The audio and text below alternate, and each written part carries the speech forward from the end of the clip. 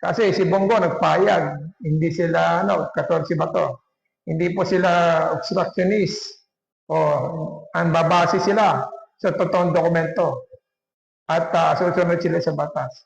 Nagpaparamdam na.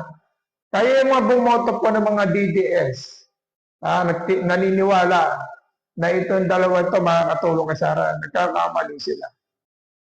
Dahil dito pala sa payag ng dalawa, sila Bongo, mukhang mas pipiliin pa nila Bongo yung karir nila kaysa yung kaibigan nila. Kasi babase sila sa ebidensya eh. Marami silang kaya makikita nyo, pagbatayan nyo, itong dalawa, lalo na si Bato, kung may mga banat pa siya sa gobyerno. Siguro kinakausap na rin sila Bato na maging totoo. Kapag kalyatin nyo, huwag nyo naman kampihan. Parang ginaganon na lang sila ng mga kasama nila. Nag-uusap-usap na sila. Pero si Marcoleta, alam natin, abogado yan. Ano yan? Diehard supporter yan. Kasi wala may babato sa kanya eh. Di ba? At yan, sigurado yan, kay Duterte yan.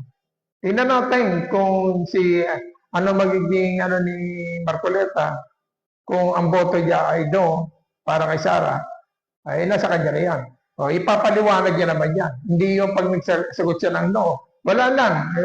Magpapalusot. Mahilig magpalusot ito siya eh.